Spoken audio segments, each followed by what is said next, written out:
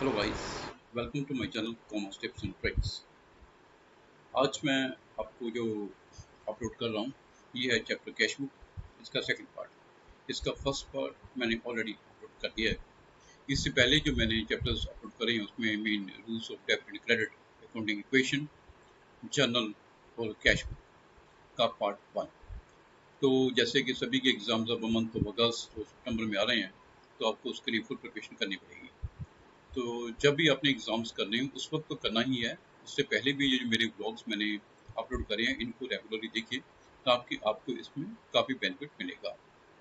क्योंकि जो मैंने क्वेश्चंस बनाए होते हैं ये खुद बनाए हुए हैं और तो ये काफ़ी हार्ड वर्क करके बनाए हैं। इसमें आपको बहुत ही अगर आप रेगुलरली देख लोगे और अच्छे से कर लोगे तो एग्ज़ाम में आपको बिल्कुल मुश्किल नहीं आएगी। तो इसके लिए मैं ये आपसे रिक्वेस्ट करूँगा, तो starting with rules of debit and credit से आप रूल स्टार्ट करिए, क्योंकि जितने भी आगे जाके चैप्टर्स आएंगे, चाहे वो rules of debit and credit का है, चाहे जनरल का है, चाहे कुछ भी टॉपिक है, तो जितना आप बेस अपना स्ट्रॉन्ग बनाओगे उतना ही आपको उसका बेनिफिट मिलेगा। तो आज मैं आपको कैश बुक का एक कंसेप्ट जो बताता हूँ। लास्ट टॉपिक में मैंने आपको cash book with cash and discount column समझाया था। इसमें मैं आपको cash book with cash and bank column का कंसेप्ट समझा रहा हूँ। ठीक है, तो लेट्स स्टार्ट। ये हम करते हैं। तो जैसे ये कैश बुक है, इसमें सबसे पहले हमारी फर्स्ट एंट्री है मे फर्स्ट की, cash in hand 50,000 and 1 lakh cash bank. तो ये ध्यान से देखिए, इसमें नीचे आप कैश बुक बनाई हुई है, 2 कॉलम कैश बुक, कॉलम्स वही हैं, सिर्फ एक कॉलम चेंज हो जाएगा। उसमें डिस्काउंट अकाउंट था जो पहले लास्ट कॉलम में गया था, इसमें बैंक अकाउंट ऐड होता है। तो ये फर्स्ट एंट्री आपकी आएगी मे फर्स्ट, डेबिट साइड, ध्यान रखना, to balance brought down 50,000 and 1 lakh. अगर यहाँ लिखा है cash at bank, it mean bank में हमारा इतना बैलेंस है। अगर यहाँ पे लिखा हो बैंक ओवरड्राफ्ट, तो आपने ध्यान रखना है उसका बैलेंस क्रेडिट साइड पे आएगा, बैंक वाला। डिपॉजिटेड इन द बैंक, ये एंट्री करने से पहले मैं आपको एक बहुत ही बड़ी चीज बताता हूँ कि कंट्रा एंट्री। कंट्रा एंट्री क्या है? बेसिकली जब हम दो एंट्रीज में होती है हमारी, एक तो होती है deposited in bank, second is withdrawal from bank for office use. अगर आप बैंक में पैसे जमा करवा रहे हैं, ठीक है, तो वो हमारी कंट्रा एंट्री होगी, जो कि दोनों तरफ आएगी, डेबिट साइड भी क्रेडिट साइड भी। सेम इसी तरह अगर आप कैश विड्रॉ करते हो ऑफिस यूज के लिए, तो भी वो कंट्रा एंट्री आएगी। तो फर्स्ट एंट्री करते हैं डिपॉजिटेड इन बैंक। ठीक है, जिनको तो जनरल एंट्री का कंसेप्ट क्लियर है वो तो आराम से कर सकते हैं। Bank account debited to cash, amount bank वाले कॉलम में आएगी। ये ध्यान रखना, जब हम यहाँ टू कैश लिखेंगे तो इसमें आप यहाँ कॉन्ट्रा सी डालोगे और अमाउंट बैंक वाले कॉलम में। क्योंकि यहाँ टू कैश लिखा है तो राइट साइड पे आप लिखोगे बाय बैंक, इसका रिवर्सल, इस तरह आप याद रखना, उधर अमाउंट कैश वाले कॉलम में आएगी। ये थी हमारी डिपॉजिटेड बैंक वाली कंट्रा एंट्री। आगे है पे टू रजनी 10,000 बाय चेक। अब यह पेमेंट कर रहे हो रजनी को, राइट। पेमेंट जितनी भी होंगी वो क्रेडिट साइड भी होंगी। एक बात और इम्पोर्टेंट जो कि लास्ट प्रॉब्लम में आपको मैंने बताई थी, कि अगर तो आपका कैश का बैलेंस बढ़ रहा है तो सिंपली ध्यान रखिए कि आप डेबिट साइड लिखेंगे, और अगर आपका कैश का बैलेंस कम हो रहा है तो आपने क्रेडिट लिखना है। तो चाहे अब कैश हो या बैंक हो, मैटर नहीं करता। अगर वो कम हो रहा है तो क्रेडिट साइड, बढ़ रहा है तो डेबिट। क्लियर? ये उनके लिए है जिनको कई बार जनरल के कंसेप्ट में कहीं वीकनेस आती है, या समटाइम्स उनको एंट्री समझ ही नहीं आती एग्जाम के अंदर, तो उस केस में आप ये कंसेप्ट इजीली लगा सकते हैं। Pay to Rajni by cheque, general entry के थ्रू देखोगे तो एंट्री आएगी Rajni account debited to bank. तो अब इसमें आएगा बाय रजनी, इसकी लेजर पोस्टिंग करेंगे तो by Rajni. Otherwise simple concept, हमारा बैंक का बैलेंस कम हो रहा है, हम पेमेंट कर रहे हैं रजनी को, तो क्रेडिट लिख दीजिए 10,000। थोड़ा इसे स्क्रॉल डाउन कर लेते हैं।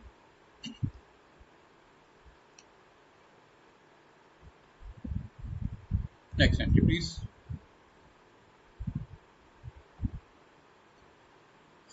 ये देखिए, just one thing. Next is received cheque from Kuldeep 32,000 and deposited in the bank of the same day. ये एंट्री बहुत इंपॉर्टेंट है, क्योंकि हमने एक चेक रिसीव किया और बैंक में सेम डे जमा करवा दिया। जिसकी अगर जनरल एंट्री के थ्रू देखें तो एंट्री आएगी बैंक डेबिटेड टू कुलदीप। ठीक है, बैंक डेबिटेड टू कुलदीप, ये टू कुलदीप आ जाएगा, अमाउंट बैंक वाले कॉलम में, सिंपल एंट्री है। ठीक है, अब कई क्वेश्चन में सिंपल इतना लिखा होता है रिसीव्ड चेक फ्रॉम कुलदीप, वहां पे ये डिपॉजिटेड इन द बैंक को सिंपली नहीं लिखा होता। तो फिर ये चीज आपने इंश्योर करनी है कि क्या वो चेक हमने नेक्स्ट डेट को जमा करवाया या करवाया नहीं, या क्या सीन है। क्योंकि कई बार इतना लिखा होता है रिसीव्ड चेक फ्रॉम कुलदीप, उसके रिगार्डिंग आगे कोई भी एंट्री नहीं आती। तो उस केस में आपने ये मानना है कि ये वाला चेक सेम डे बैंक में जमा करवा दिया। और अगर ये अलग से एक एंट्री लिखी हुई, जैसे कि मैं अगली एंट्री आपको बता रहा हूँ, तो वो आपको डिफरेंशिएट पता चल जाएगा। Received post dated cheque, 12th मई का एक चेक मिला हमें, ये 12 तारीख है, जबकि हम 9 तारीख को चेक रिसीव कर रहे हैं। इसका मतलब 9th को हम बैंक में वो चेक जमा नहीं करा सकते, वो हमें अपने पास ही रखना पड़ेगा। अश्विनी से हमें चेक रिसीव हुआ है 15,000 का, ठीक है। तो माने कि हमें सिंपल कैश की एंट्री है, तो हम लिखेंगे टू कुलदीप, अमाउंट कैश वाले कॉलम में। अब देखिए ये 15,000 अश्विनी वाली एंट्री आपको बता रहा था मैं, टू अश्विनी अमाउंट 15,000 कैश वाले कॉलम में लिखेंगे यहाँ, ठीक है। कुलदीप वाले तो एंट्री आपने ऑलरेडी कर ली है। तो इसके बाद ये अब चेक कैश हमने जो रिसीव किया, चेक रिसीव किया 15,000 रुपये का, हमने अपने कैश वाले कॉलम में रखना है, इसलिए रखना है कि ये चेक बैंक में जमा नहीं करवाया।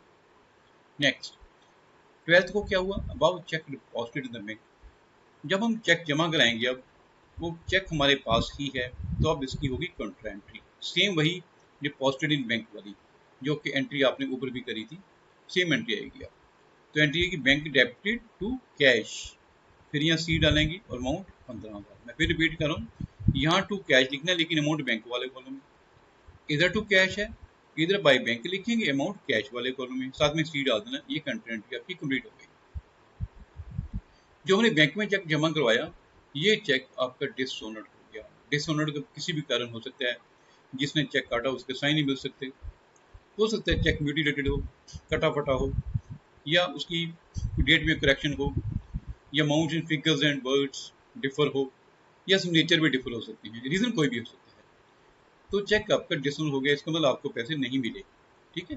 तो फिर वही अब यहाँ पे हम लिख देंगे बाय अश्वनी, ठीक है, क्योंकि बैलेंस फिर वही बढ़ गया आपका, हम कहेंगे भाई आपका तो चेक पास नहीं हुआ, तो अमाउंट वापस हम 15,000 यहाँ लिख देंगे। Next withdrew from bank for office use, ये देखिए मैंने पहले भी कहा कि अगर आप विथड्रू करोगे बैंक से ऑफिस यूज के लिए तो वो कंट्रा एंट्री होगी। तो अब हमारी कंट्रा एंट्री कैसे होगी, कैश डेबिटेड टू बैंक, ये आ गया टू बैंक, अमाउंट सी डाल के 6 करोड़ कैश में, यहाँ टू बैंक लिखे, इधर बाय कैश आएगा क्रेडिट साइड पे, और अमाउंट बैंक वाले कॉलम में आएगा 6,000। Next received cheque from Deepak and endorsed Ridhima, और हमें दीपक से एक चेक मिला 45,000 का, रिधिमा को हमने एंडोर्स कर दिया। अब देखिए ये चेक बैंक में नहीं गया, हमने दीपक से रिसीव तो कर लिया, वो चेक हमारे पास ही है, तो इसका मतलब कैश कॉलम में आएगा। हम सिंपली लिखेंगे टू दीपक, अमाउंट कैश वाले कॉलम में 45,000, बैंक में चेक गया नहीं। अब चेक किसको दिया, रिधिमा को दिया, ठीक है, May 16 बाय रिधिमा 45। ये जस्ट इसलिए करना होता है कि हमें हमारा एक रिकॉर्ड बन जाता है कि हमने चेक मिला था, फिर हमने चेक उसको दिया, just for record purpose, otherwise balancing के ऊपर इसका कोई भी इफेक्ट नहीं पड़ने वाला। नेक्स्ट May 17 की एंट्री है, शिवानी और customer directly deposited into the bank the same day 10,000। अब देखिए शिवानी हमारी कोई कस्टमर है, उसने हमारे बैंक में जमा करवा दिया चेक, ठीक है, और हमें इन्फॉर्म कर दे कि आपके पैसे बैंक में जमा हो गए, तो उससे क्या होगा, बैंक का बैलेंस बढ़ जाएगा, टू शिवानी 10,000 बैंक वाले column, paid advance income tax by cheque 15,000। Income tax basically हमारी पर्सनल इनकम के ऊपर होता है, तो इसलिए हम बिजनेस का खर्चा नहीं करते, तो ये होती है हमारी ड्राइंग्स। तो यहाँ पे हम ड्राइंग्स लिखेंगे, बाय ड्राइंग्स अमाउंट बैंक वाले कॉलम में 15,000। गुड्स परचेज सिंपल एंट्री है, परचेज डेबिटेड टू कैश, तो ये बाय परचेजेस आ जाएगा, हमारा कैश जा रहा है 46,000। Again and again I am requesting you to just learn the concept कि कैश निकल रहा है तो क्रेडिट साइड, आ रहा है तो डेबिट, बस इतना ध्यान जरूर रखिएगा, फिर एंट्री आपकी कोई भी गलत नहीं होने वाली। Goods sold to Saloni for cash, अब कैश आ रहा है आपके पास, simply debit to sales amount 31,000। थोड़ा इसे स्क्रॉल कर देते हैं ऊपर को, इजीली आपको दिख पड़ेगा नीचे का balance.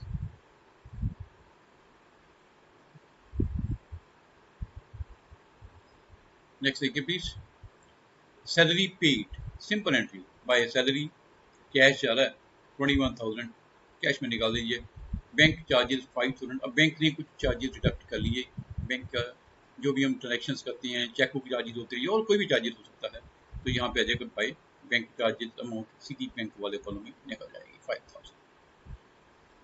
Receives 20,000 from Rajan, half the amount was deposited in the bank on the same day, देखिए हमें राजन से 20,000 रुपये मिल रहे हैं, लेकिन हमने हाफ अमाउंट बैंक में जमा करा दी सेम डे में। इसका मतलब इसका हाफ बन गया 10,000। तो 10,000 हमारे पास रहा और 10,000 बैंक में चला गया। सिंपली टू राजन, कैश हमारा बढ़ रहा है 10,000 से, ठीक है, 10,000 बढ़ा दिया, बैंक में भी बढ़ा दिया और यहाँ लिख दिया to Rajan. Sanju who owed 14,000 became bankrupt and paid 70 पैसे in rupee। संजू ने हमारे 14,000 रुपये देने थे। बैंकक्रप्ट क्या होता है? इंस्टॉलमेंट हो गया, इंसॉल्वेंसी हो गई, यानी उसकी लायबिलिटीज जो है वो अपनी एसेट से अगर इंक्रीज कर जाती हैं, वो इस पोजीशन में नहीं होता कि हम उसको पैसे दे सकते हैं। तो वो संजू दिवालिया होने के बाद उसने क्या किया, लोगों को कुछ पैसे दिए। इसी तरह संजू ने हमारे 14,000 रुपये देने थे, तो उसमें से हमें सिर्फ 70 पैसा मिला। तो हम लिखेंगे टू संजू, रिसीव कर रहे हैं हम कैश, कितना? तो 70 पैसा मीन 70%। तो 14,000 का 70% करेंगे तो आ जाएगा 9800। बाकी बैलेंस की कोई भी एंट्री हम यहाँ पे नहीं करते कैश बुक के अंदर। नेक्स्ट बहुत इंपॉर्टेंट एंट्री, ये भी ध्यान से देखिए, deposited with the bank after retaining 1000 at office. Generally ये एंट्री लास्ट पे आके एग्जाम में जरूर आती है कि हमने 1,000 रुपये कैश में रख लिया, बाकी का सारा बैंक में जमा करा दिया। तो इसका बेस्ट वे क्या है? आपने करना क्या है, लास्ट डेट May 31, यहाँ लिखना बाय बैलेंस CD 1000, ये लिख दिया। इसके बाद आपने क्या करना है, डेबिट साइड का टोटल लगाना है कैश का, उसमें से क्रेडिट का कैश का टोटल लगा देना है, ये भी 1,000 बीच में मिला के। तो आपका बैलेंस इस क्वेश्चन के अकॉर्डिंग आ रहा है 8800। जब आप बैलेंस करोगे पूरे क्वेश्चन का तो आपका बैलेंस आएगा 8800। तो आपने वो 8800 क्या करना है, डिपॉजिटेड विद द बैंक, अपने बैंक में जमा कराना है। जब आप बैंक में जमा कराते हो तो उसकी काउंटर एंट्री होती है, ठीक है, बैंक डेबिट टू कैश। अगर टू कैश लिखा है तो अमाउंट आएगी बैंक वाले वाला में 8800। तो 8800 मैं फिर रिपीट कर रहा हूँ, डेबिट साइड सीट का टोटल लगाना है, क्रेडिट का टोटल लगाना है। डेबिट में से क्रेडिट की अमाउंट जब आप माइनस करोगे तो एक बैलेंस आएगा, वो आएगा 8800 इस क्वेश्चन के अंदर। तो उसकी हमने एंट्री कर दी बैंक टू कैश। फिर इसके बाद बैंक का टोटल लगाना है। बैंक में ध्यान रखना है ये डेबिट टोटल भी ज़्यादा हो सकता है, क्रेडिट टोटल भी ज़्यादा हो सकता है, ये ध्यान से देखना। लेकिन कैश वाले केस में कैश का टोटल हमेशा डेबिट साइड का ही ज़्यादा आएगा, वो कभी क्रेडिट ज़्यादा नहीं होता। एनीहो, इस क्वेश्चन में बैंक का टोटल लगाया आपने, डेबिट का वो आ गया 205800। फिर आपने क्रेडिट का भी टोटल लगाएंगे, डेबिट टोटल में से क्रेडिट वाला सारा माइनस कर दोगे तो एक बैलेंस आएगा, दैट इज 154800। ये बच गया आपका बाय बैलेंस शीट। तो ये क्वेश्चन हमारा कंप्लीट हो गया। जिन्होंने आज का ये ब्लॉग देखा है, मैं उनको फिर रिक्वेस्ट कर रहा हूँ पिछले ब्लॉग भी जरूर देखिए जिन्होंने नहीं देखे, क्योंकि एग्जाम में आके आपकी काफ़ी हेल्प मिल जाएगी। अभी से आप प्रिपरेशन स्टार्ट कर दोगे तो एकदम आपके ऊपर प्रेशर नहीं बनेगा। तो प्लीज़ इस ब्लॉग को जितना आप आगे और देखेंगे, शेयर भी करेंगे, please like share and subscribe, क्योंकि आपके साथ जितना आप भी हेल्प करोगे, मेरी मेहनत करोगे, मैं और भी मेहनत करूँगा और आपको ये ब्लॉग में मैक्सिमम हेल्प आपको दूंगा। क्योंकि जैसे अभी सितंबर में ऑलमोस्ट आपके सभी के एग्जाम टर्मिनल्स वगैरह हो जाने हैं, फिर जस्ट जनवरी में फाइनल्स होते हैं, तो आपको जस्ट 3 महीने मिलेंगे सितंबर के बाद, और 4 महीने। तो उस टाइम पे मैं आपको टेस्ट भी बना के दिया करूँगा। जितनी आप टेस्ट की प्रैक्टिस करोगे तो ये समझना कि आप जो टेस्ट की प्रैक्टिस मेरे वाले कर रहे हो, एग्जाम में ऑलमोस्ट वही क्वेश्चन आएंगे, ऑलमोस्ट, ठीक है। तो कोशिश करिए please, once again please like share and subscribe. Thanks for the same.